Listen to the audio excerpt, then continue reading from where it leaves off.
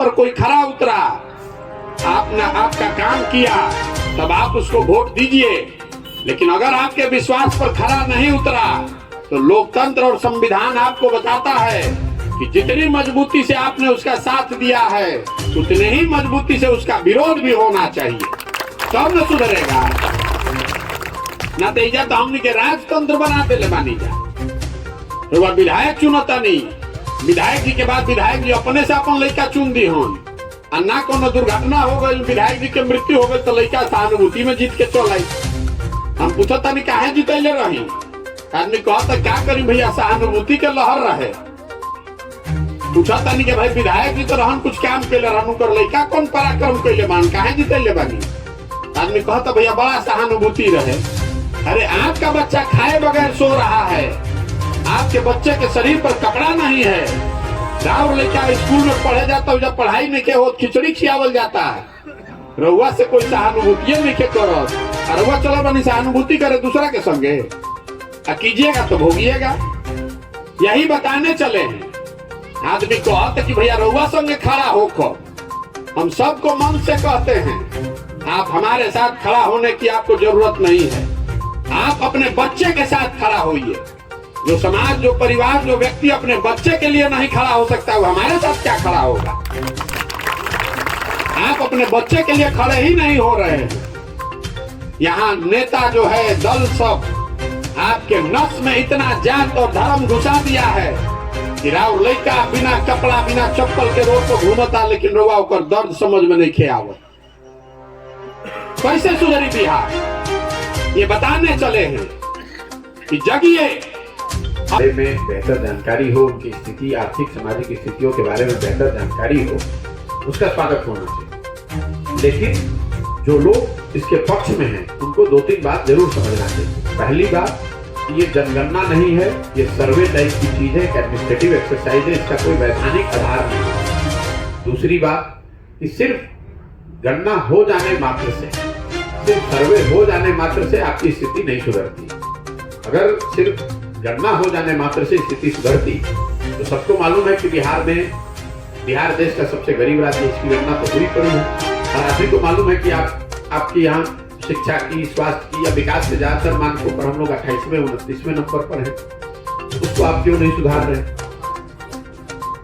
जहां तक समाज के विभिन्न वर्गों की संख्या की बात है तो दलितों की गणना स्वतंत्रता के बाद से हो रही है। आप मुझे बता दीजिए कि दलित बेचारे तो आज भी बिहार में भी दलित सबसे गरीब, सबसे पिछड़े, सबसे बदहाल स्थिति में, उनकी गणना तो हो रही है। उसके लिए सरकार ने क्या कदम उठाए।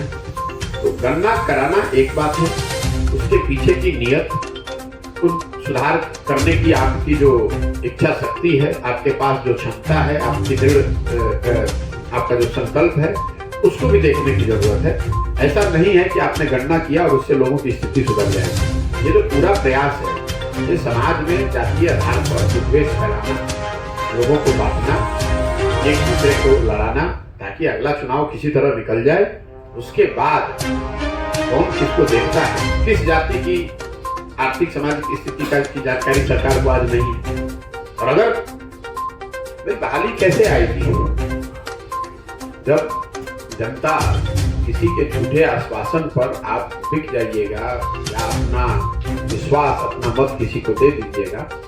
तेजस्वी यादव जैसे आदमी के कहने पर अगर आप समझते हैं कि लोगों को रोजगार मिल जाएगा तो गलती तेजस्वी यादव की नहीं है, उस बात को मानने वालों की है। ये वो लोग हैं जिन्होंने 15 साल में बिहार को रसातल में पहुंचाया। वो आज खड़े होकर मंच पर दावा कर रहे हैं कि हम बिहार में 10 लाख लोगों को रोजगार दे देंगे। बिहार में कोई भी व्यक्ति खड़े होकर किसी ने नहीं पूछा कि भाई अगर आप 10 लाख लोगों को रोजगार दे सकते हैं तो 15 साल आपकी सरकार थी, उसमें कितने लोगों को रोजगार दिया। ऐसी कौन सी आपको जानकारी, नया ज्ञान आपको हो गया है जो आपको उस समय 15 साल तक नहीं थी। या कम से कम इसके लिए तो माफी मांगो कि 15 साल हमने नहीं दी नौकरी, अब दे देंगे। मंच पर खड़े होकर कोई भी आउटलैंडिश बात करते हैं जनता को बेवकूफ बनाने के लिए, उसका खामियाजा लोग भुगत रहे हैं। और लेकिन सच्चाई की एक अपनी ताकत है। देखिए, उस आदमी ने स्वयं, भगवान ने ऐसी व्यवस्था बना दी, नियति ने ऐसा खेल खेला कि खुद ही आज सत्ता में है। लोग अब पूछेंगे, और जितने लोगों ने उसके झूठे वादे पर उस वोट दिया है लालटेन को, आज उनके सामने दिख रहा है कि एक आदमी को भी नौकरी नहीं मिल सकती है।